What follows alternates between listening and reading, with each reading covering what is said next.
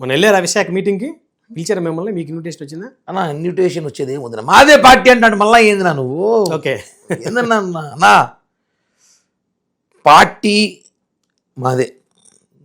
ఒకటి నన్ను ఒకరు పిలవాలి ఒకరు రావాలని నాకు అవసరం లేదు. ఎందుకంటే జనసేన పార్టీలో ఆ రోజు 2014 పెట్టినప్పుడు మా జిల్లాలో ఫస్ట్ జెండా పట్టుకొని తిరిగింది నేనే.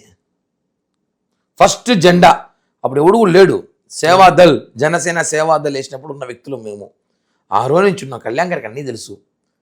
ఆయన నమ్మిన కార్యకర్తని, పార్టీ కోసం పనిచేసినాడు, ఎవరిని వదలడు. ఏదైనా కోపం ఉంటే 2 రోజులు పక్కన పెడతాడు తప్ప ఇంట్లో పెట్టి వదిలేస్తామన్నా. అంతేగా, తప్పు చేసిన వదిలేస్తామే. 2 రోజులు తిడతాం, హాస్టల్లో పెడతాం, మళ్ళీ బయట తెచ్చి ఇంట్లో పెట్టుకుంటాం అంతే. నేను దాని గురించి బాధే పడలా. ఎందుకంటే తప్పు జరిగింది, దాన్ని ఎక్స్పోజ్ భారీగా చేసినారు. దానిలో మా పాత్ర లేకపోయినా ఎక్స్పోజ్ చేశారు కాబట్టి నేను పట్టించుకోలే. కాబట్టి నేను ఎప్పుడు జనసేన పార్టీ నాదే, జనసేన పార్టీ మనదే, జనసేనలో ఉంటా. అది ఎవడు అనుకో నాకు అనవసరం. ఎందుకంటే నాకు అంత యాక్సెస్ ఎందుకు ఉందంటే ఆ రోజు నుంచి ఉన్నా కాబట్టి. 2014లో ఉన్నా, 2009లో జనసేనలో మీరు ఒప్పు బాగా సీనియర్, వయసులో సీనియర్ ఉన్నా లేదు కానీ జనసేన ప్రజారాజ్యాల మెగా కుటుంబం అయితే సీనియరే. 2002 నుంచి ఉన్నాను వాళ్ళతో.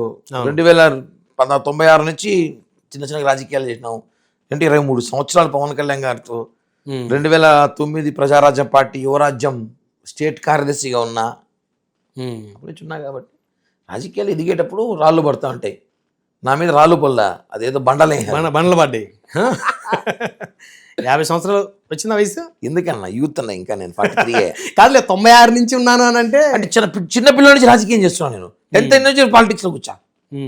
10th అయితే స్టూడెంట్స్ అసోసియేషన్ అవి ఇవి ఏందో ఉన్నింది, కొంచెం చేయాలి నీ కసి.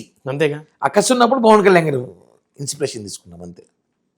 సో ఇప్పుడు మళ్ళీ ఆయన అపాయింట్మెంట్ దొరుకుతుందని ఆశిస్తున్నారా? 100% దొరికేది ఏముందన్నా. నేను కళ్యాణ్ గారు, నేను ఖచ్చితంగా ఆయన కనబడితే ఆయన నాతో మాట్లాడే సందర్భం ఉంది. అంటే ఆ సార్ బిజీగా చూస్తున్నాం మనం. అవును, ఇక్కడ ఎమ్మెల్యేలు గారు కూడా బిజీ, అందరూ తిరుగుతున్నారు, దొరకట్లే సార్. ఆయన ఏదో బిజీగా ఉన్నారు, సినిమా షూటింగ్ మొన్నటిదాకా, నిన్న మీటింగు, వైజాగ్ మీటింగు, మళ్ళీ మీటింగ్స్ కంటిన్యూ ఉన్నాయి. ఆయనే అందరూ పిలిచి మాట్లాడతా అని చెప్పారు.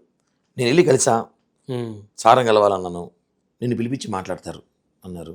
ఏం జరిగింది విషయం, లెటర్ ఇవ్వమన్నారు, లెటర్ ఇచ్చాను, అయిపోయింది. ఇప్పుడు నీకు అర్థం కాలేదన్నా, మర్డర్ చేసి జడ్జి ముందు పోయి చేయలేదని చెప్తే ఏం చేస్తారన్నా, కేసు కొట్టేస్తారు. నాది ఏమి లేదని తెలిసిపోయింది, ఏమి లేదు ఇక్కడ. ఎవరు ఆరోపణ చేశారు, ఆరోపణ చేసిన వాళ్ళు లేదు మంచోడని చెప్తుంటే ఇంకేముంది విషయము. కాబట్టి జనాలు రకరకాలుగా ఉంటారన్నా. మీరు జనసేనలో సీనియర్ కదా, నామినేటెడ్ పదవులకు సంబంధించి జన సైనికులు, పార్టీ క్యాడరు సంతృప్తిగా ఉందా మీ దృష్టిలో? బ్రహ్మాండంగా ఉన్నారు. ఒకటన్నా, మనం ఫుల్ ప్లెడ్జ్ గవర్నమెంట్లో మనం లేవు, పెట్టుకోవాలి. అవును, అందరూ గవర్నమెంట్లో ఉన్నారు. కానీ గవర్నమెంట్ వచ్చినైతే మా వల్లే. మేము లేకపోతే గవర్నమెంట్ లేదు. ఇప్పుడు 100% చెప్తా, చంద్రబాబు గారు ఏమని అనుకోవాలి.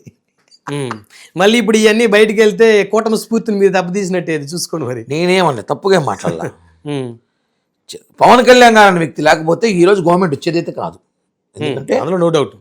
చంద్రబాబు గారు జైల్లో ఉంటే టీడీపీ వాళ్ళు కూడా చంద్రబాబు గారిని కలవడానికి భయపడినారు. అవును, కలిస్తే మా ఆస్తుల మీద దాడి చేస్తారేమో, మా వ్యాపారాల మీద దాడి చేస్తారేమో, మమ్మల్ని కొడతారేమో అని ధైర్యంగా వచ్చిన వ్యక్తి చంద్రబాబు గారికి పవన్ కళ్యాణ్ గారు. రాజమండ్రి జైల్లో బయట రాగానే మేము కలిసి పోటీ చేస్తున్నామన్నారు.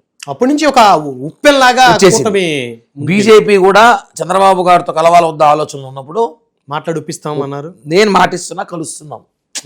అది confident leader Pavan Kalyan, king maker, అందులో డౌట్ లేదు. కింగ్ కాబోతున్నారు, వదిలేండి ఇంకా. అవునా? ఎప్పటికి చెప్పం, అవే కదా రాజకీయం. చెప్పేసి ఇంకేముంది. పవన్ కళ్యాణ్ గారు ఆయన వాస్తవంగా ఆయన కసితో చెప్పాడు. జగన్ని మేము తిట్టినట్టు పవన్ కళ్యాణ్ గారు మాట్లాడినట్టు ఆయన ఎవ్వడు మాట్లాడారు రాష్ట్రంలో. పాతాలను తొక్కుతామని చెప్పిన వ్యక్తి పవన్ కళ్యాణ్ గారు. తొక్కి చూపించేసాం మేము. పవన్ కళ్యాణ్ గారు మళ్ళీ లేస్తే ఆయన పాతాళాల నుంచి ఏంది తొక్కి లేసేంత పాతాలను ఏడో ఉన్నాడు ఇంకా. అది ఇంక పట్ల కుదరదలేదు, జరగ పనులు. కానీ జగన్మోహన్ రెడ్డి అనే వ్యక్తి రాష్ట్రానికి చాలా డేంజర్. కరోనా కన్నా చాలా పవర్ఫుల్ వైరస్ అది. ఆయన్ని తొక్కడానికి పవన్ కళ్యాణ్ గారి మెడిసిన్, ఇది చాలా ఫాస్ట్ మెడిసిన్. ఆ మెడిసిన్ పవన్ కళ్యాణ్ గారిని ప్రజలు వాడుకున్నారు, ప్రజలు ఓట్లేశారు, గెలిచాం. ఇచ్చిన హామీలు సూపర్ 6 అని కూడా సంవత్సరంలో అన్ని క్లియర్ చేసాం. రాజధాని డెవలప్మెంట్ చేస్తున్నాం, దాంతోపాటు పార్టీ డెవలప్ చేస్తున్నాం. జన సైనికులు అనుకునేది ఏమంటే పవన్ కళ్యాణ్ గారు అధికారంలో వచ్చేసాం మనం పూర్తిగా, మన చేతికి పవర్లో వచ్చేసాను కూడా తప్పది. మనం ఇంకా చాలా చేయాల్సింది పార్టీకి. ఓకే. పవన్ కళ్యాణ్ గారిని ముఖ్యమంత్రిగా చూడాలి మనం. దానికి మనం ఏం చేయాలి? ఆయన ముఖ్యమంత్రి అయినా అంటే అప్పుడు మనం అడగచ్చు, మన ముఖ్యమంత్రి అడుగున్నాడబ్బా మనం చూపించుకునేసి. సో అన్ని పదవులు ఏ కావాలంటే కోరుకోవచ్చు. మన ముఖ్యమంత్రి మనం అలయన్స్లో ఉన్నాం, అలయన్స్ ఒక ధర్మం ఏముందో పాటించాలి. కాదు 1/3 అన్నారు ఫస్ట్, తర్వాత ఆయన ఉప ముఖ్యమంత్రి అయ్యాక అధికారికంగా 20% అన్నారు, కానీ 10% కూడా రీచ్ అవ్వలేదు. ఇంకా ఉన్నాయన్న అన్న, ఇంకా 3 ఏళ్ళు ఉంది, ఓకే. ఇంకా నామినేట్ పోస్టులు ఉన్నాయి. అర్హత ఉండడానికి ఇస్తున్నాము. ఎవరికి ఏం అర్హత అంటే ఇప్పుడు చిన్న ఎగ్జాంపుల్, బ్రహ్మనాయుడు గారు, నాకు ఇక మీరే దొరికారు, ఎవరు లేరు కాబట్టి ఇక్కడ.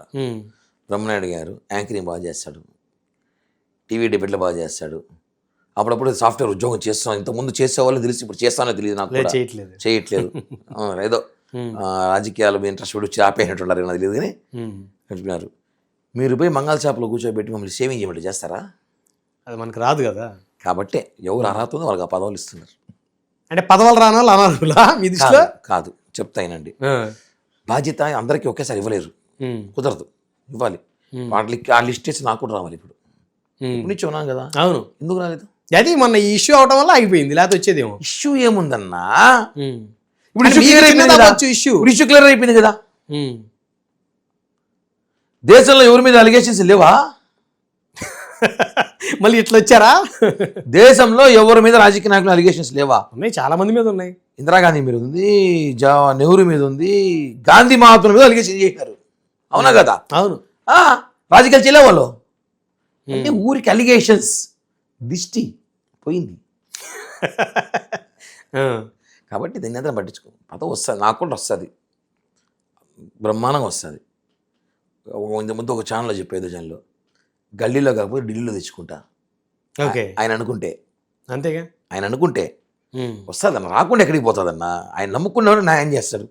మీరు చూడండి, మన లిస్ట్ అందరికీ, అవును, ఎవరైతే సీనియారిటీ ఉన్నారో సీనియారిటీ ప్రకారం చేస్తున్నాం. మన అందరికీ ఓపిక పట్టాలి. సీనియారిటీ పార్టీకి అన్ని విధాలు సహకరించిన కొంతమంది ఉంటారు, పార్టీకి వాళ్ళకి ఇవ్వాలి, మాట చుట్టాము. పార్టీకి పనిచేసిన కొంతమంది సీనియారిటీ జిల్లా అధ్యక్షులు ఉన్నారు, ఇన్ఛార్జీలు ఉన్నారు, స్పోక్స్ పర్సన్స్ ఉన్నారు, అందరికి వస్తాయి, టైం పట్టదు. మొన్న ఏదో 10 ఏళ్ళు ఓపిక పట్టినారు కదా, పట్టారు 10 ఏళ్ళు ఓపిక పట్టినారు. ఒకవేళ మళ్ళీ జగన్ వచ్చి ఏం చేస్తుంటారో, పదవల్ల తొక్కాల అందరూ జైలు ఎత్తుకువేసింటాడు. ఉన్నాం కదా మనం, గౌరవంగా ప్రశాంతంగా ఉన్నాం కదా, అందరికి వస్తుంది. ఆ కాన్సెప్ట్ ప్రశాంతంగా ఉండాలి అంతే.